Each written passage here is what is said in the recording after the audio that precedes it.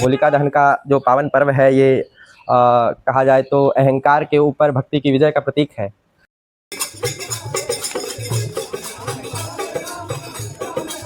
बुराई पर अच्छाई की जीत। चांडिल में श्रद्धा और हर्षोल्लास के साथ संपन्न हुआ होलिका दहन। क्षेत्रवासियों ने एक दूसरे को दी होली की शुभकामनाएं। बुराई पर अच्छाई की जीत का प्रतीक होलिका दहन का पर्व सोमवार रात चांडिल एवं इसके आसपास के इलाकों में पारंपरिक श्रद्धा और उत्साह के साथ मनाया गया। स्थानीय निवासियों ने विधि विधान के साथ पूजा अर्चना की और फिर होलिका की अग्नि प्रज्वलित कर समाज से बुराई के अंत का संकल्प लिया। चांडिल के विभिन्न क्षेत्रों में होलिका दहन का कार्यक्रम हुआ। ढोल नगाड़ों की थाप और भक्तिमय गीतों के बीच लोगों ने होलिका की परिक्रमा की। बड़े बुजुर्ग के साथ युवाओं और बच्चों ने भी इस उत्साह को लेकर भारी उत्साह दिखाया। लोगों ने जलती हुई होलिका में जौ, गेहूं की बलिया और अन्य पूजा सामग्री अर्पित कर सुख समृद्धि की कामना की। उत्सव के दौरान पूरे क्षेत्र में भाईचारा का माहौल देखने को मिला। स्थानीय पुलिस प्रशासन भी सतर्क रहा ताकि शांति व्यवस्था बनी रहे। होलिका दहन के बाद लोगों ने एक दूसरे को गले लगाकर और गुलाल लगाकर होली की शुभकामनाएं दी। होलिका दहन के साथ ही अब चांडिल पूरी तरह होली के रंग में डूबने को तैयार है। स्थानीय लोगों के अनुसार 4 मार्च को होली का मुख्य त्योहार मनाया जाएगा। साथ ही इस त्योहार के लिए पुलिस प्रशासन पूरी तरह से अलर्ट मोड पर है।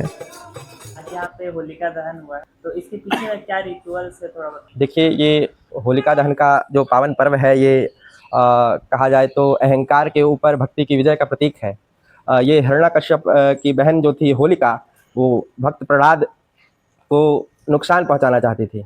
भक्त प्रहलाद जो थे भगवान विष्णु के अनन्य भक्तों में से एक कहे जाते हैं और भक्त प्रहलाद के पिता जो थे उनके इस भक्ति के विरोध में थे उपस्थित। तो उनकी जो बहन है हिरण्यकश्यप की बहन यानी कि प्रहलाद की फूआ जी, होलिका नाम था उनका, उनको अग्नि देवता से ये वरदान प्राप्त था और उस वरदान में उनको एक वस्त्र प्राप्त था, जिस वस्त्र को वो ओढ़ करके अगर दहकती अग्नि में भी बैठ जाएंगी तो उनको अग्नि कोई नुकसान नहीं पहुंचाएगी। तो ऐसी कथा आती है कि भक्त प्रहलाद को नुकसान पहुंचाने के ध्येय से उनकी जो बुआ श्री हैं वो उनको दहकती हुई अग्नि ज्वाला में लेकर के गोद पे बैठी थी और भगवान विष्णु के अनन्य भक्तों में से एक हमारे प्रहलाद जी महाराज, तो प्रहलाद जी पे भगवान की विशेष अनुकंपा हुई और ऐसा समझिए कि वो जो पट्ट था जो होलिका जी ओढ़ के बैठी थी वो प्रहलाद जी के ऊपर चला गया और प्रहलाद जी सुरक्षित व्यवस्थित हो गए और यहाँ होलिका जी का दहन हो गया, जिसके कारण आज भी हम लोग होलिका दहन का कार्यक्रम मनाते हैं। तो ये इसका सार तत्व मानिए कि भक्ति के ऊपर, भक्ति जो है वो सर्वथा विजयी है। सत्य जो है, सत्य कहा जाए तो प्रताड़ित भले ही हो सकता है लेकिन सत्य को कभी पराजित नहीं किया जा सकता।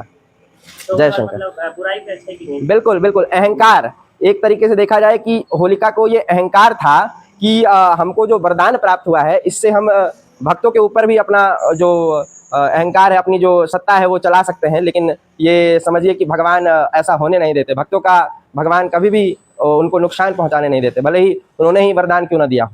तो ये वरदान होलिका के लिए भले ही वरदान था लेकिन जब वो भक्त को नुकसान पहुंचाने के ध्येय से बनी तो वो वरदान उनके लिए श्राप बन गया और आज भी हम उन्हें जलाते हैं इसी कारण। आपका नाम?